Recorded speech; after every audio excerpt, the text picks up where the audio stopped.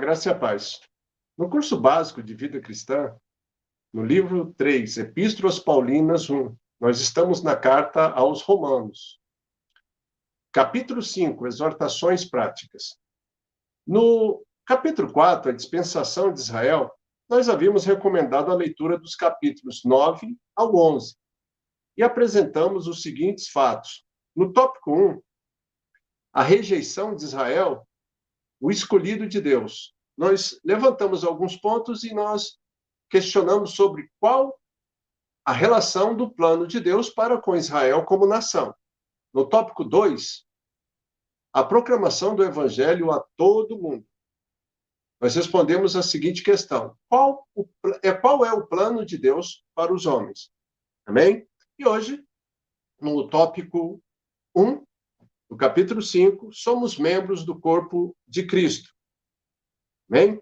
Recomendamos aí a leitura do capítulo 12 e capítulo 13. Amados, nós chegamos à parte prática de Romanos. Temos tratado do plano da salvação em termos de vida e de serviços diários. Depois de ocupar-se do campo doutrinário, Paulo agora ele aplica todos esses ensinamentos de maneira prática à vida real, ok? Em primeiro lugar, todos os cristãos têm muito de si para compartilhar com a igreja. Em segundo lugar, têm a responsabilidade de obedecer às leis do governo e levar perante os descrentes uma vida sem mácula, modelo, um padrão, um exemplo. Então, Deus deve ser glorificado em todas as relações humanas. A doutrina nunca é ensinada na Bíblia simplesmente para ser conhecida, mas para ser traduzida na prática. Ou seja, nós temos que praticar. E Jesus ilustrou a relação entre a doutrina e a prática do viver. Lá em João, no capítulo 13, versículo 17. Diz assim: se sabeis essas coisas, bem-aventurados sois, se a praticardes. Amém? Então, não adianta eu saber se eu não colocar em prática tudo aquilo que eu sei. Então, a verdadeira felicidade não nos vem por conhecermos o cristianismo, mas por vivê-lo, ok? Aí, a questão aqui. A glorificação é o tema doutrinal desta carta aos Romanos, né?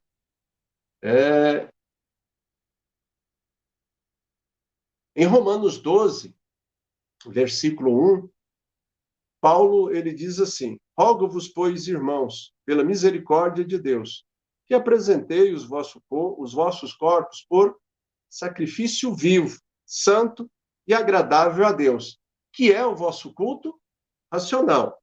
Amém? Mas observe.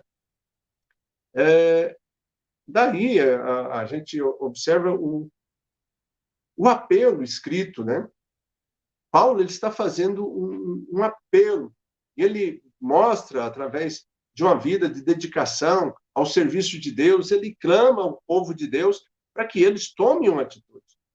Devemos notar que este sacrifício não é um sacrifício de natureza natural, ou comum, ou ordinária. É um sacrifício que visa glorificar a Deus em todas as relações humanas, né? Sacrifício vivo. O corpo é o veículo de expressão da alma redimida, como também é o templo do Espírito Santo, que em nós habita, né? Daí o apelo, um sacrifício vivo. Segue-se aí uma atitude de prontidão para qualquer serviço que Deus requerer de nós, de qualquer coisa que Ele coloque nas nossas mãos, né? Não vos conformeis, transformai-vos. Duas palavras-chave. Essas palavras responsabilizam o crente quanto ao dever de oferecer sacrifícios espirituais a Deus, né? Em vez de argumentar com Deus a fé real, adora e serve a Deus. Nós temos que entender isso. A fé real adora e serve a Deus, sem vacilar, né? Aquele que experimenta a perfeita vontade de Deus não se conforma com este mundo. Amém? E no versículo 2 de Romanos 12, nós temos aí Paulo falando exatamente isso. E não vos conformeis com este século, mas transformai-vos pela renovação da vossa mente, para que experimenteis qual seja a boa, agradável e perfeita vontade de Deus. Amém? Então, observe, se nós permitirmos que o Espírito Santo encha a nossa vida, poderemos resistir não só à conformação com este mundo, mas também conhecer e fazer a vontade de Deus. Né? Olha a evolução, a maturidade que nós podemos atingir quando nós entendemos o projeto de Deus. Então, o servo não pode estar separado do serviço. E nós não estamos aqui para ser servidos, nós estamos aqui para servir. Então, a qualidade do servo, ou melhor, a qualidade do serviço, determina a qualidade do servo. Tá? E nós vimos isso muito bem. Se você ainda não viu, você pode ir lá em Mateus, no capítulo 25, a partir do versículo 14 em diante. Você vai ver ali a parábola dos talentos. No versículo 15, o Senhor chama um e dá 5 talentos, a outro 2 e a outro 1. Mas o ponto-chave desse versículo está: cada um de acordo com a sua capacidade. Amém? Então, o que isso quer dizer? Que parte de nossa transformação vem da nossa atitude para com a vontade de Deus. Então, de acordo com a qualidade do serviço, é que vai determinar a qualidade do servo. Porque esse servo aqui, ele tinha qualidades e o Senhor deu para ele 5 talentos para ele administrar. Esse aqui já tinha um pouquinho menos, ele deu 2 talentos. Esse aqui, menos ainda, ele deu 1. Então, para nós estarmos refletindo sobre isso aí, amém? Ainda continuando no sacrifício vivo, parte da renovação da nossa mente vem pela aceitação de Romanos 12, o versículo 16, que diz assim: tende o mesmo sentimento uns para com os outros. Em lugar de ser desorgulhosos, condescendei com o que é humilde. Não sejais sábio aos vossos próprios olhos. Olha o conselho que Paulo está dando. Né? E nós vamos continuar, mais na frente nós vamos voltar nesse ponto para nós entendermos isso melhor.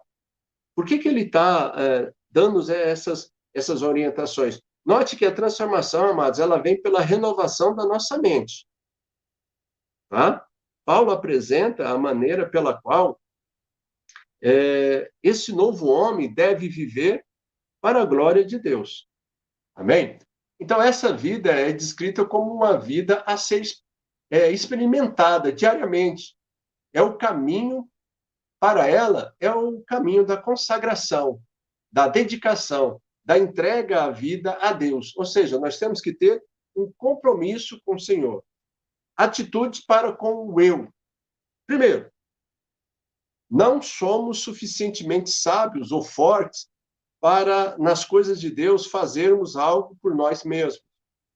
Temos que depender de Cristo, a nossa cabeça, da capacidade que o Espírito Santo nos dá, nos entrega, e da cooperação dos demais membros do corpo. Amém?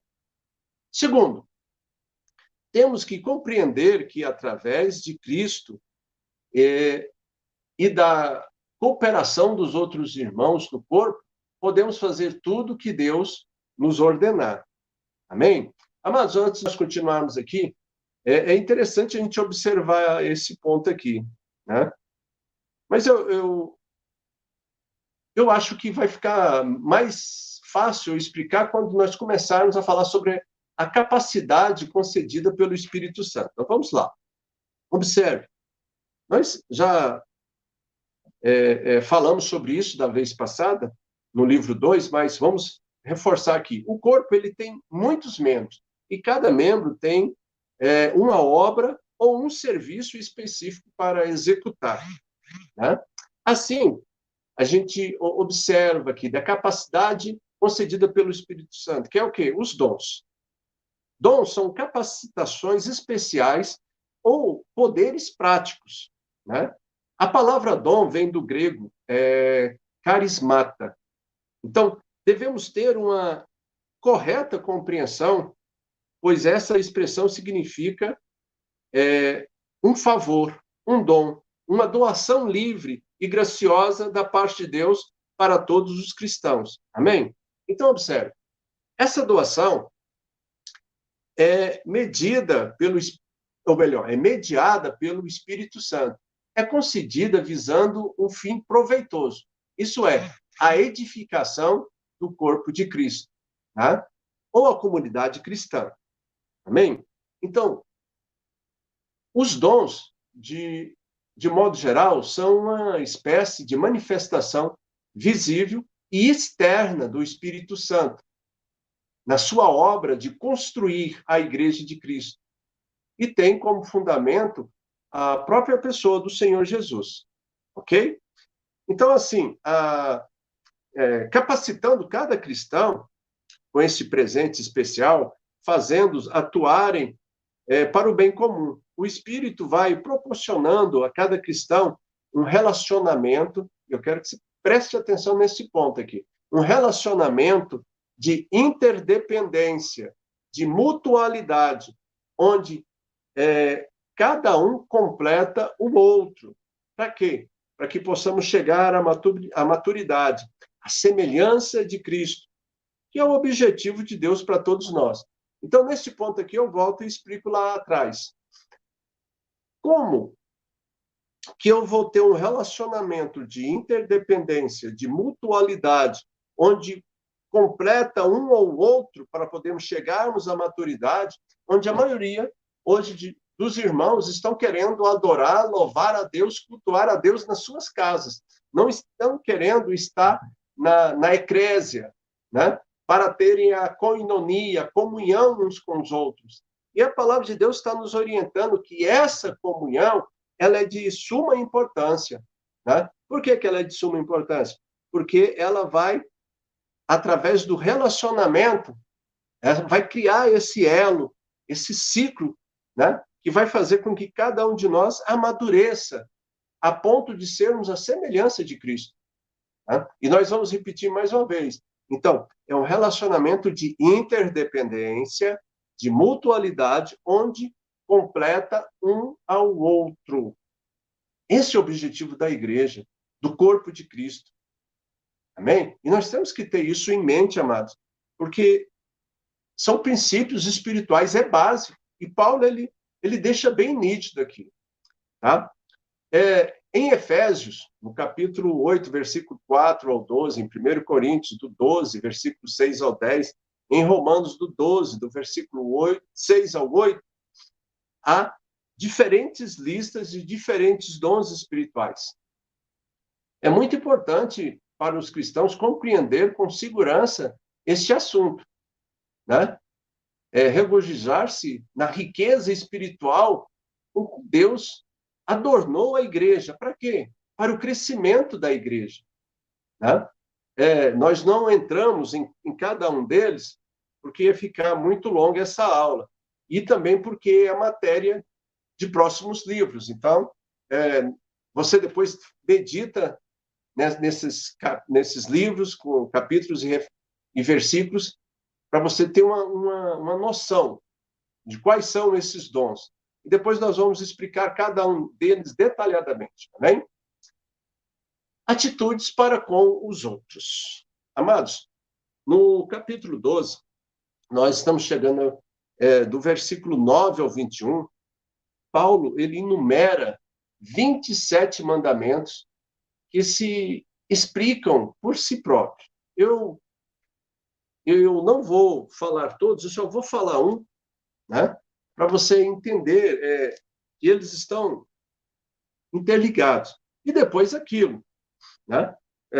Também faz parte da aula a pesquisa. Você tem que pesquisar. Vai lá, lê todos, lê, relê, tira a dúvida, ok? Eu vou ler aqui o versículo 12, por exemplo.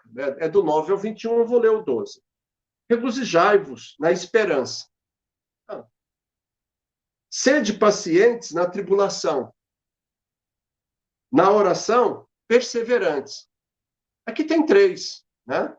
Então, observe, são mandamentos que se explicam por si próprios, não precisa de mais nada. Ou seja, regozijai-vos na esperança, alegrai-vos na esperança, sede pacientes nas tribulações. Jesus falou, no mundo tereis aflição, mas tenha bom ânimo, né?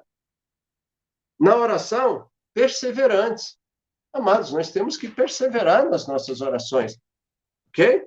Então, o problema aqui não está em compreendê-los, mas nós colocarmos todos esses 27 em prática.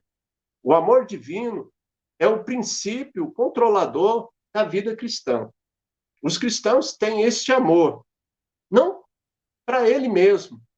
E nós temos que entender isso. Eu não tenho esse amor para mim, né, apenas, mas principalmente para eu repartir, para eu compartilhar com os meus semelhantes. Ou seja, o atendimento deve ser dado aos nossos inimigos, ao invés de retaliação. Serviço, ao invés de maldade. E etc. Né? Então, eles são atos explicativos e nos induz a tomarmos certas posturas. Com respeito às autoridades terrenas. Aqui nós começamos a entrar no capítulo 13. Paulo está fazendo aqui a apresentação sistemática da doutrina cristã e da sua aplicação prática. Ele não pode desprezar esta área da responsabilidade de uma vida transformada. Okay? As nossas atitudes para com os nossos governantes devem ser dirigidas pelo Senhor. Né? E nós temos o modelo, nós temos o exemplo de Jesus Cristo diante da autoridade quando ele estava sendo julgado. Mesmo ele sabendo que era superior, mesmo ele sabendo que tinha, né? Mas ele se comportou de acordo com um padrão. E esse é o padrão que deve ter, segundo a mente renovada que Paulo pede no capítulo 12, e tem que ter o comportamento, ok? Então, nenhum membro da igreja está isento das responsabilidades para com o governo civil. Segundo Romanos 13, versículo 1. Não há autoridade que não proceda de Deus. Ok? Aí você pode falar, mas foi eu que elegi. Tudo bem.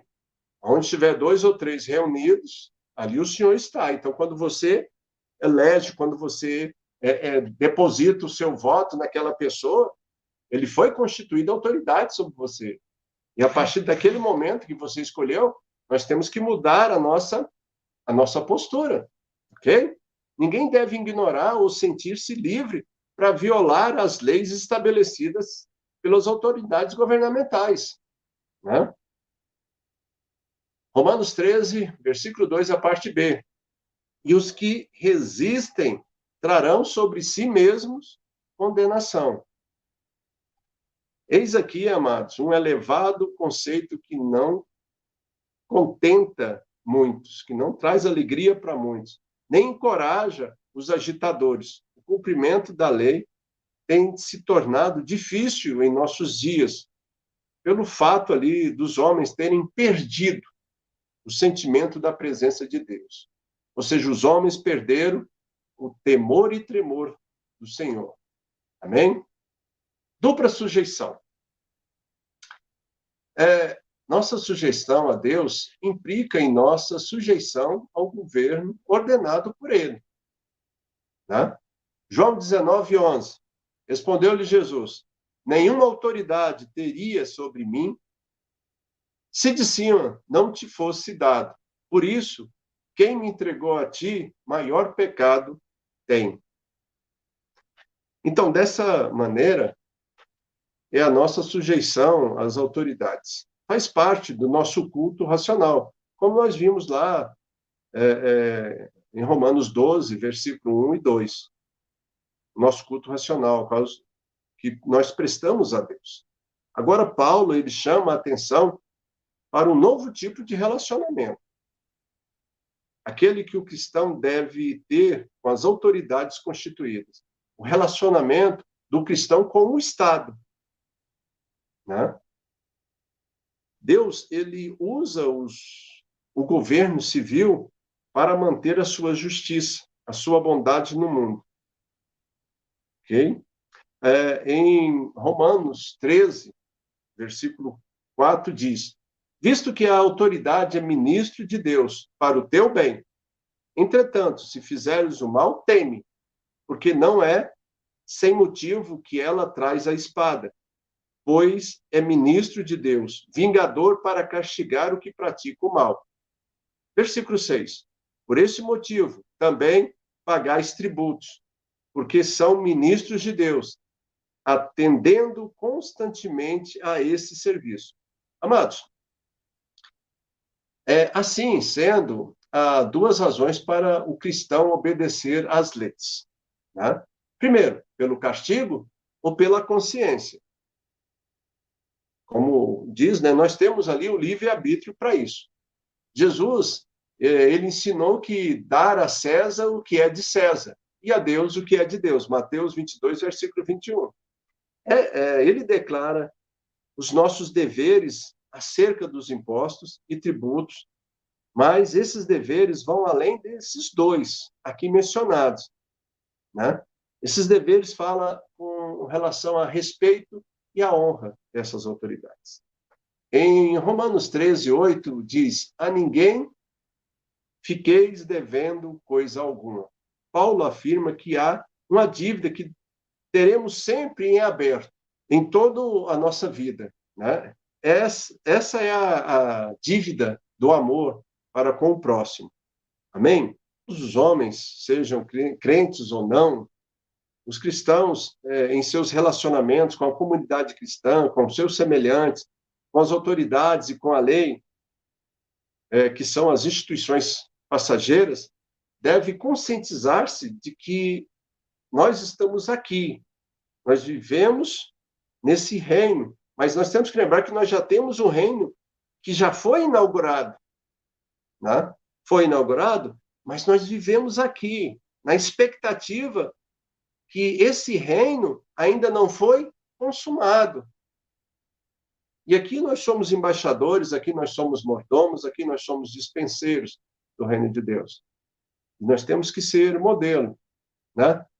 E Paulo, ele usa dualismo de figuras muito familiares para encorajarmos a uma vida de santidade. Ele fala: desperta do sono, dia e noite, luz e trevas, obras e armas, etc. Né? Então, para nós observarmos a vida e encerrarmos também esse primeiro tópico. A vida de desejo, a vida ébria, caracterizada pelas orgias, pelas bebedices, é um tipo de vida que acontece na noite. E é um tipo de vida que reflete um ambiente de trevas. E por isso deve ser abandonado. Amém? Romanos 13, versículo 13, diz o seguinte: andemos dignamente, como em pleno dia, não em orgias e bebedices, não em impudicícias e dissoluções, não em contendas e ciúmes. Então, para nós fecharmos aí, portanto, temos por base a volta, ou melhor, a volta de Jesus Cristo, não mais como Salvador, mas como juiz. A vida de santidade e pureza deve ser o alvo de todos os cristãos. Né? Romanos 12, 13, 12, a parte B. Deixemos, pois, as obras das trevas e revistamo-nos das armas da luz. Amém? Mas entenda aqui, Antes de nós irmos para o encerramento, eu quero fazer só mais um comentário aqui. Jesus Cristo, ele veio como Salvador. Passou por tudo que passou, por cada um de nós, morreu, ressuscitou, foi assunto aos céus, disse que iria preparar lugar para todos nós. E ele vai voltar, a próxima volta dele é nos ares, para buscar a sua noiva, a igreja.